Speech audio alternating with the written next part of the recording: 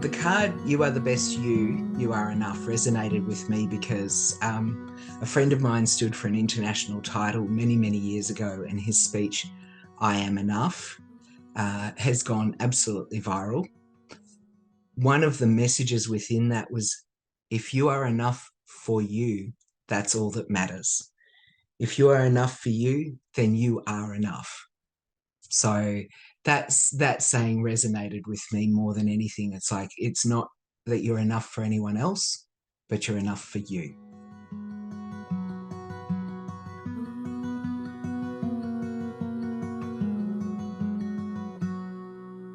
For me, there was two that walked hand in hand, and is you may not have had control of what happens to you, but you can find power in how you move forward. So for me, it is standing tall in yourself, head up and walking forward. It just, so many times I've met young people or people like myself, we're sitting there and they'll sit down and they feel lost, they'll look at the ground. And I think back on myself, the times before I came out, when all I did was look down to the ground. And when I eventually came out and found a bit of my inner power, I remember looking up and paying attention to the tips of the buildings around me and the architecture and the colors, and just start seeing the world, going from black and white to color, which was fantastic. But then I'll look at a young person recently at another event, and I just said to them, I said, just stand tall, shoulders back. I can see you, you're seen, and you're definitely loved, and you have power in this. So don't look back, keep looking forward.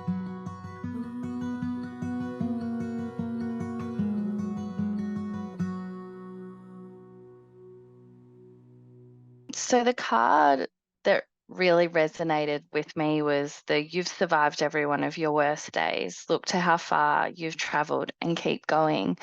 And I think to build on what others have shared, for me, this card is acknowledging in some ways that all of our roads haven't necessarily been easy, or may not be easy in future, but kind of in waking up every day and having a new day, we can also acknowledge that we got through some of those difficult times, and there's a power and a resilience in being able to continue forward. And so I think this idea of keep going and keep challenging yourself and keep pushing yourself to find the power in you or your you-ness is really important. And there's kind of something really beautiful and special about being able to work through those difficult times and reflect back and go, oh my gosh, I did that. That's an achievement. So yeah, I found that I connected with that one quite a bit.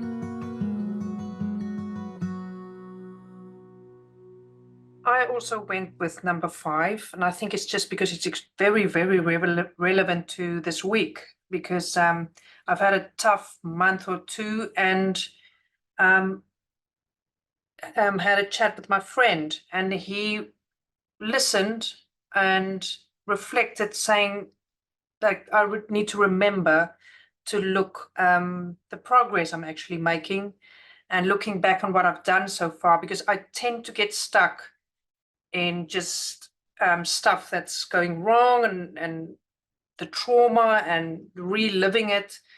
And I took it on board. And when I went to see my psychologist, the same happened. She said she wanted to finish off the year with our last session, just reminding me on looking back and what I've done before and how strong I actually am to get through it.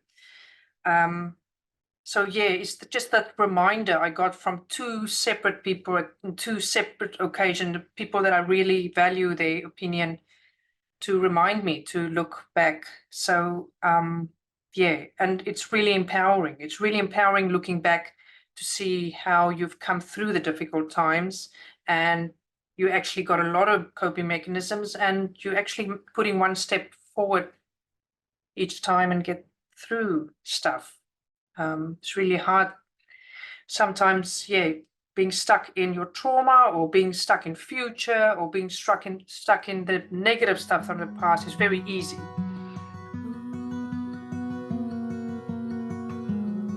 The card that strongly resonates with me is you're not broken. The way you were born is beautiful. So I mean, it really ties beautifully to my my personal individual message card, which talks about your inner compass and you know how it always points to the right direction. Just that we need to keep trusting it. So yeah, so I think personally for me, and I guess you know many people within the trans and gender diverse community, as well as people who come from a non-English speaking background from overseas, they can resonate with this quite a lot because there are quite a few layers to this. So we have systemic issues, right? So when a marginalized person sort of going through life trying to get access to supports and services, there are all of these hurdles that stops them. And sometimes they can feel a bit hopeless, feel like, oh, maybe I'm not fit for the system, or it's hardly about, you know, like the system is broken and therefore it's not servicing me. It doesn't matter what kind of diversity that you identify within, you will always be outside of the norms or outside of the 99% or 90%. And in you know, when it comes to that, like you can feel one person may feel a bit isolated. I can relate to that as well. When I first came to Australia, and when I had all of these kids in my neighborhood who are Australian, who are Asian but Australian born, they made fun of me, and I thought something was wrong with me, right? I thought something was so damaged in me that I just couldn't pick up the language well. I just couldn't cope well in that environment, and so you know, again, that that sense of feeling like you're not worth it, something is so wrong with you, coupled with the fact that when you're trans and gender diverse, you stand outside of the binary, like the Western's um, colonial understanding of gender. You stand outside of it. As I grew up and then I found my own ways into the community, to the queer communities in Melbourne, then of course like there's always there would be always people trying to throw you under the bus, or people of minorities due to you know a stronger desire to feel part of something. They would constantly fight each other and sort of backstab each other, you know, throw each other under the bus. And then again, like, you know, that wound just gets bigger and bigger. You know, and one person feels completely shattered and broken in so many ways. And you know, and even and then when I had this opportunity to confront my mom, well, not confront with my mom, but you know, like to talk more about the things I had to endure through my childhood. The first thing that my mom responded to me was, "You're weak. Um, you're so weak that you just couldn't handle criticism." And again, I I at that time I felt like, oh my goodness, like even my mom, my mother could not understand me. What is so wrong with me? And so, and then as I started to, I guess in a way, um, segregate myself, isolate myself to all of this external criticism, and understanding that you know all of those feedback, they weren't feedback because they weren't constructive to me. They weren't there to build me a better person, or to shape me into a better person. I've ventured on my own journey, and that's when I realized, you know what? I think in a way, I always knew um who I was and who I am and what I wanted to be. As a child, I always knew that I wanted to be um, working in some healing profession or some healing sector or industries. But it's actually all these external voices, all of these criticism that tells me how broken, how damaged I am. But in fact, it's just the system and it's the society that is broken. It's so broken that it doesn't see love. It doesn't offer a person unconditional love. And, you know, so for me, eventually, as I found my own voice and as I respect my own journey a bit better, I am not broken at all. I've just become stronger and stronger, and I've just become more wholesome in a way. So I actually put up a post which said that I was in the middle age of this group of people. And one of the things that came back was I thought I was speaking to people who were coming up, that embracing your you-ness and leaning into it was something for people who were coming up rather than people who were older than me. The reflection that I want to share with you is that someone who is significantly older than me reached out and said that they had been pondering this and that it was very timely. And I was like, oh, so it works where I'm at this middle-aged, I'm using that in inverted commas, that middle-aged point, but it's a message that crosses every generation, that it's not specifically for one, but it's for every generation. The sharing of this was actually really difficult because, as you said, tooting your own horn, who does that other than in the car when you're road raging? The idea of saying something positive and putting it out there and saying, this is my quote, this is my feeling, how that lands with others is not on me. I don't get to judge or make that happen. It just lands. And I have to say that the impact that I've got from it, some private messages from people overseas. I'm part of a couple of overseas Zoom groups that have been meeting since COVID, now nearly 3 years on. We're still meeting fortnightly. And they've said to me, that was a really necessary thing. Almost everyone in that group is transmasculine or trans man. And I think that in itself, also coming from someone who's transmasculine, is you need to lean into who you are. That impact was shared and rippled across many generations.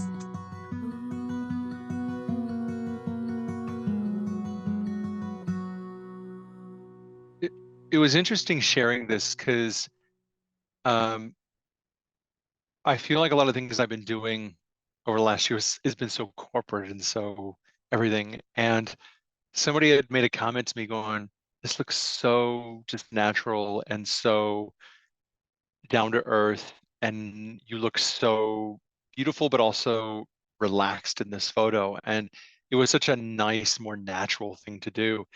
And one person was like, from one mama to another, I'm so incredibly proud of you and humbled to do this work alongside you, and such big hugs from another mama. And yeah, it just was such a let's go in the slower lane and let's just talk and just have a different conversation, a little bit of a different approach. It has felt like everything has been so go, go, go, go, go, go, go, and promoting everything that you're doing to change, as a societal level, where this was, this was in the feelings thing, and it was just a different engagement I found from people, and it was great to see people resharing it, but also just thank you so much, and oh wow, this is just so warm and so welcoming, and so just that different tone. When I shared my message across my social media, and one of the things I've noticed from all of the personal messages I've received is that people feel a lot more affirmed about their own intuition, about their own decision-making process.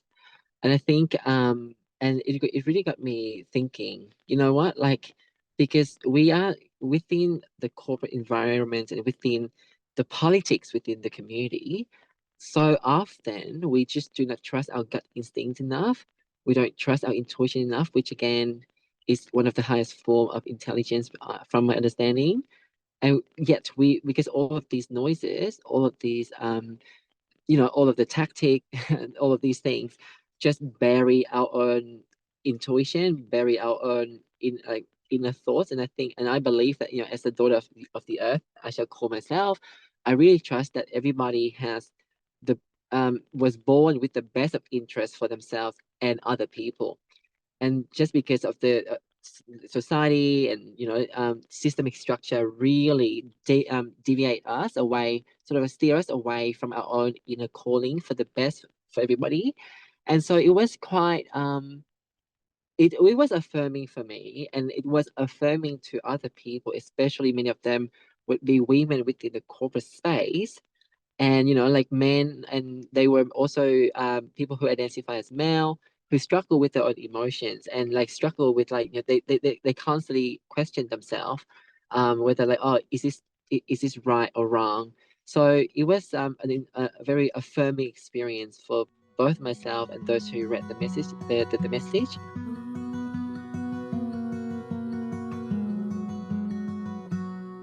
For me, I think the impact of sharing is twofold. So the first for me was really the impact that it had on myself. And I guess a reminder that particularly when you're in leadership roles, or community roles or volunteer roles, whatever those roles look like and we place on ourselves, that at times it can be really hard to be vulnerable. And we know from the research that vulnerability really is a way in which we can connect with people, that it can improve our health and well-being, that it can really be an antidote to shame and kind of addressing some of those internal shame issues that many of us in rainbow communities and more broadly have. And so I think that the idea of sharing and the impact that had on me was quite significant, because I had people reach out to me and kind of say like, oh, you like, are you okay? How are you going? Not necessarily worried, but there was almost a need or an encouragement for them to interact. And I found that really quite humbling and beautiful. And I think it reminds myself, even though I'm healthy and well, that people care about me and that I'm important to them. And so I think sharing had that beautiful impact. And I think the other impact is naturally the words themselves and how they affect other people. And I think the conversations that I've had, not just about the card, but around the experience, are very much reminding each other that like part of life is being lost, part of the sweet, beautiful juiciness that life has to offer is that we have these hard times that make the good times really joyous and amazing. And so, yeah, I think for me, the impact has really been opening up social connections and conversations to enable deeper and more meaningful relationships with people. And I think we've seen, particularly over the last few years, that is so important. And often we stray away from that. So I just found it, I almost felt like I got more out of it than other people. But I like to believe that the impact and the broader, longer staying impact of some of these types of initiatives, the postcards, the words, the conversations, are that stronger social connections have been formed, at least in my life and my circle, and that therefore, we're richer humans for having that. One word that stands out for me is empowerment. I think when I opened the card and it was on my big computer screen, it just ringed bravery for me to put yourself out there like that, with your face next to the words and you speaking from the heart. So, it gave me strength. And the feedback I got was also that of it strength. And empowerment and bravery, and yeah, because a lot of the journey is usually in you isolate yourself, or you keep stuff secret, or you just don't share. So I find yeah, putting yourself out there like that is empowering. And I think sharing amongst the peers does the same for me. Yeah, sharing during the day. I was struck by all the commonalities we have. We all have very different and unique journeys, but how many things we have in common. Yeah, it just makes me feel like a bit more strong and a bit more supported. I always think of all my peers when I disclose about intersex and talk about it. I always imagine all you guys behind me, that kind of thing. Even though I've only met you guys recently, it's always those stories we share and the commonalities we have that yeah, helps me in moments where I feel a little bit lonely, or singled out, or weird, or different, or I don't fit in, or whatever the case may be. I always reflect back to these kind of moments.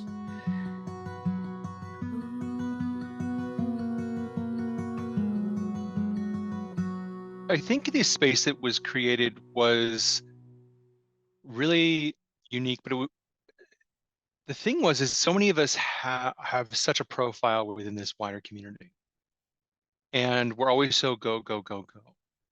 And to be in a space that's disconnected and just leave titles, our labels, and everything at the door, and just be people as part of this community, bring our different lived experiences of things we've experienced into this space, and take a moment to. There was a moment I had with Jade where I could just embrace and just hold each other and go, I'm so glad to see you.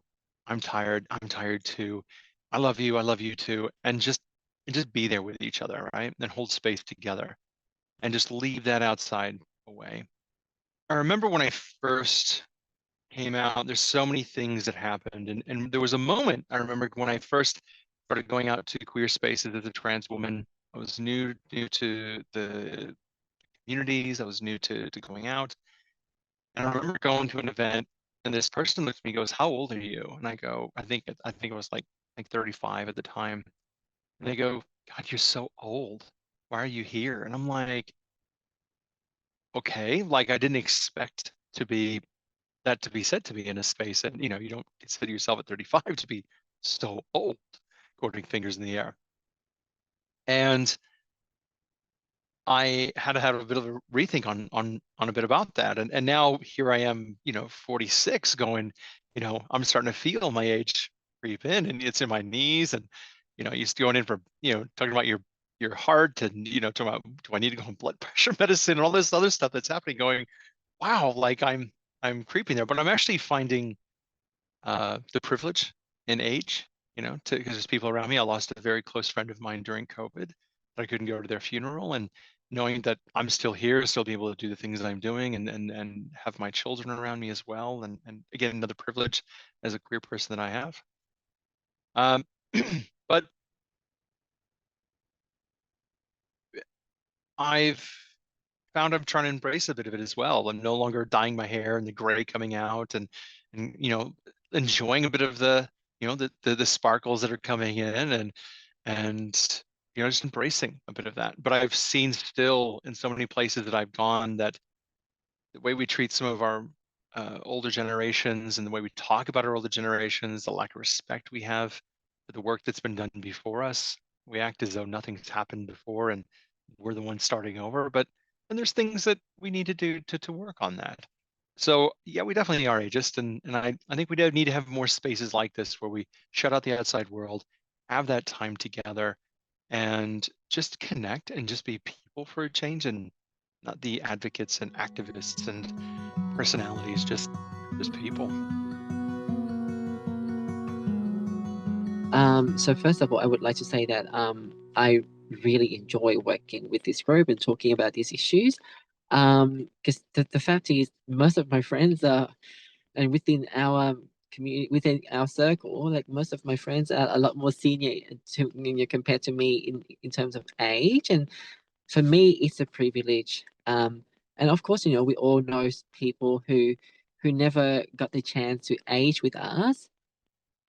The working with this group and, you know, working on the things that I, you know, and with my full-time job, I realized that it is a blessing to be able to age and to see life evolves around you. But at the same time, having said that, you know, with my experience, because for me, I've learned it quite harshly, as a woman of trans experience, is that, you know, my appearance is one of my survival tool, and then it means that I have to adapt and adopt a lot of these expectations, social expectations on women that is very instilled in our society these days. And you know, I still on occasion pick up my hair. I still, you know, try my best to remember to moisturize and getting a bit, you know, funny and trying not to laugh and smile too much to prevent any lines. And I'm still learning to undo all of that. And then on a broader sense, as I reflect upon my community work, and especially building bridges between mainstream services and organization and even corporation to our community, I realize, of course, we are, as a queer community, we can be, and we are in a way ageist, because we adopt the very same structure that the patriarchy has been utilizing for centuries, if not millennia. You know, they, you know, it's always targets, you know, they always talk about, you know, appreciate experiences in the workplace, but only certain narratives that would be respected when it comes to age, and mainly, you know, cisgender heterosexual males who, you know, so they are, so in a way, when bring it back to the queer community, we do have the same model repeating. And you know, and I look around, like again, like with my line of work, I see so many LGBTIQA plus community members within my generation and beyond of working age still struggling so bad, and yet we have no programs or resources to support them.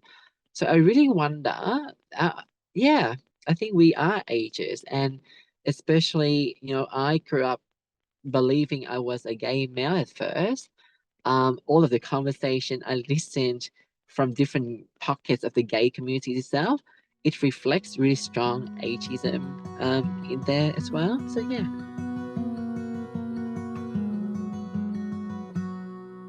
To the question around queer communities ageist,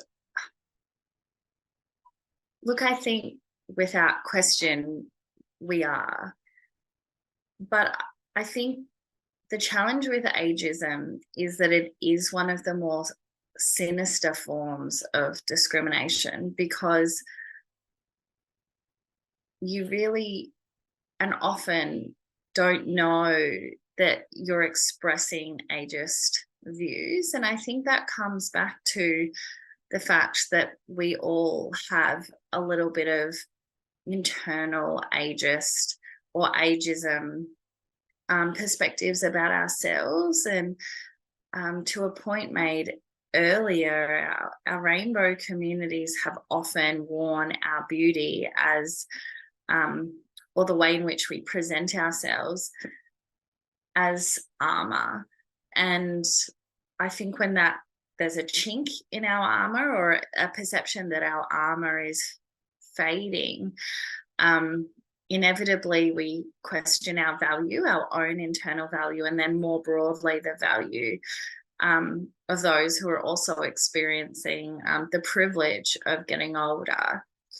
And so for me, I reflect on a lot of the conversations within the workshop, and part of me really believes that the solution to all this is somewhere in the kind of principle or question of death is inevitable, but and this idea that we are all aging. It doesn't matter how old we are all aging. And that finding value in our fellow human, and the ability to learn from others is a fundamental part of how we live well. And so, yeah, I think I'm still pondering this idea of and a deep feeling of knowing that we are ageist within our rainbow communities, but we also have an incredible opportunity to change that, because we are so empowered and strong and resilient that if anyone can change that narrative, it's us. But how we go about that meaningfully, particularly with the people who are experiencing and are on the cold front of ageism in our communities, is going to have to be thought through. So yeah, it's kind of a slap in the face moment, but also a needed shock to encourage us to move forward.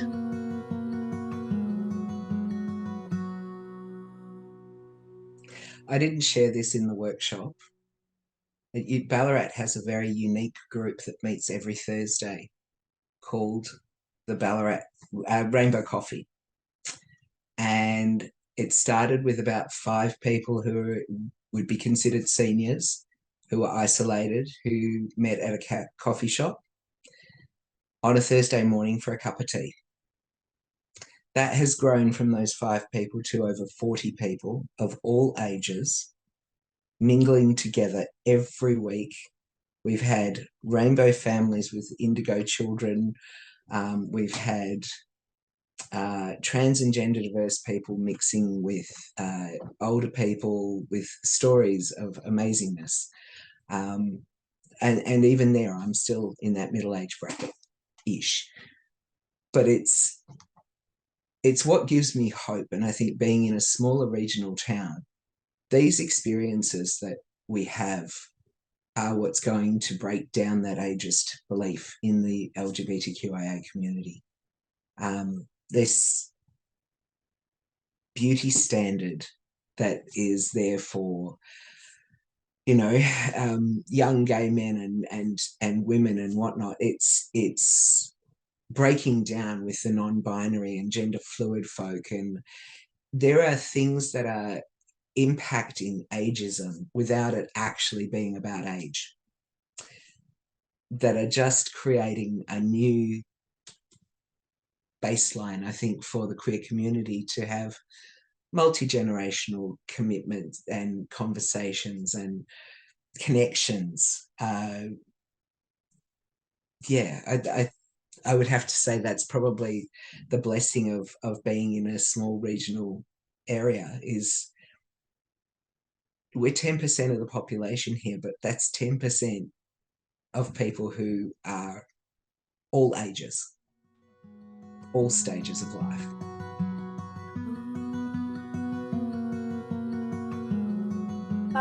I think I want to reflect on, for instance, the pride flag that was on the trams, displayed on the trams as part of Midsumma Festival. And when I visit the Pride Centre in St Kilda, I get a sense of, excuse the cliche, but pride. It's something to be proud of, and it's homecoming. It's a feeling of where you completely accepted, and where that ties in with ageism is being reminded of the people who actually fought for that right, because it was illegal at some stage, and it must have been really, really tough. I cannot imagine. So all the advocacy that came in the past. So I see people that are older, that is almost like veterans, that's done a lot of the hard work of the privileges that I enjoy today.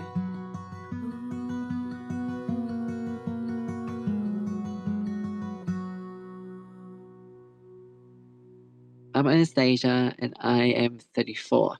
Pronouns she, her. I am a woman of trans experience, and I like to joke that the only last box of diversity that I need to take would be disability. Okay, I'm quite intersectional. Um, Gen K, what can I say? It's gorgeous. It's just kindness. I think, yeah, the kindness is always inside of us. I think if you can reminisce your childhood, your acts of kindness, they have always been there. It's instilled within you, within your own humanity. And I just think that, hopefully our messages can just keep reminding people of that inner child, that how we are born to be kind to each other.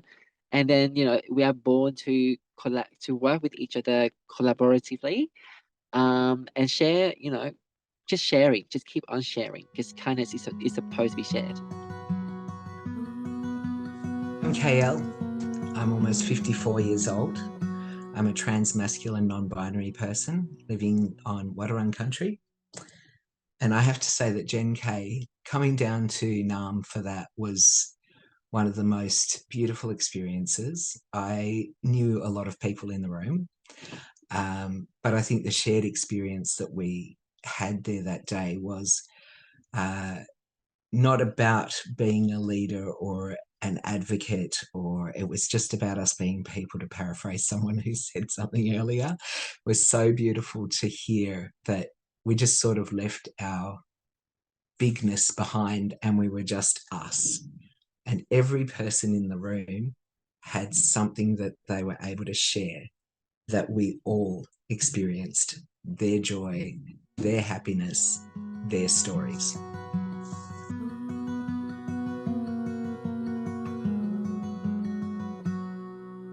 I'm Mama Mish. I'm 46 years old. My pronouns are she, her. For me, the engagement with Gen K is something I know that my soul and my spirit is definitely needed. It's that intergenerational connection that has just been constantly missing. Something I yearn for and I miss from my younger days as a younger person. I after coming out and losing a bit of that connection, and coming as someone who's migrated to this country over 20 years ago, that disconnection is something I've always been needing. To be in a room with everyone with different experiences from different walks of life, again, leaving that bigness at the door and just being, and to stand there and sit there shoulder to shoulder with people who've done this work ages before me, and to do something together like this, that fills the cup is fantastic.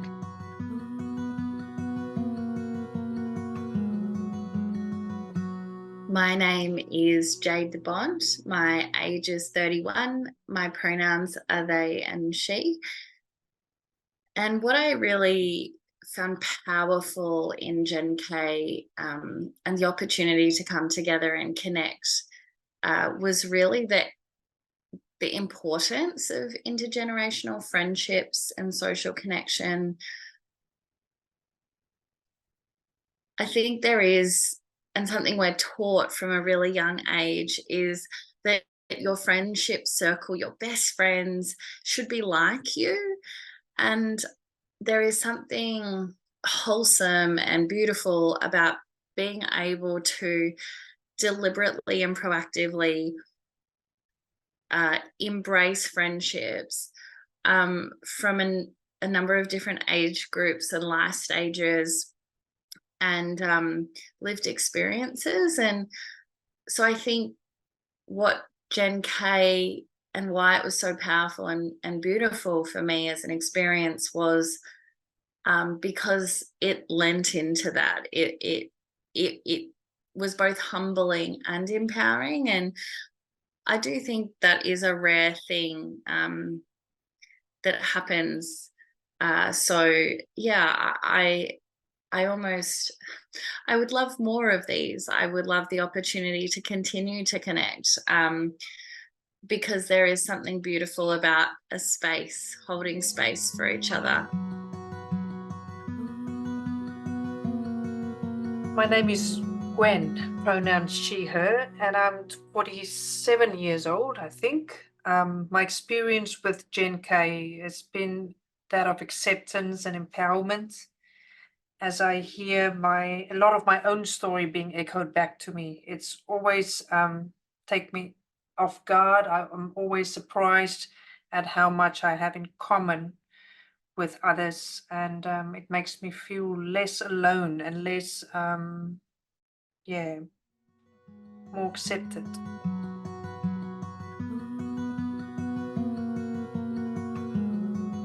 My name is Catherine Barrett. I'm a queer woman and the coordinator of Gen K. So often when we think about intergenerational projects, we think about older people and school-aged children, which is an incredibly important work. But I think one of the frontiers that hasn't really been explored enough is multi-generational collaborations and involving people who are middle and mature aged as well. In this workshop, we had people in their 30s right through into their 70s. And what blew me away with this workshop was the absolute profound wisdom and connections, and what that did for my heart. I felt I drew so much strength from listening to you all in this workshop, and the fact that we were able to produce our messages on the beautiful portraits that Chris took for us really pleases my heart, because I feel we can share those messages with other people, those messages of hope, and we can really make a difference. I think we really are making a difference, and I feel incredibly proud to be part of this community. Thank you.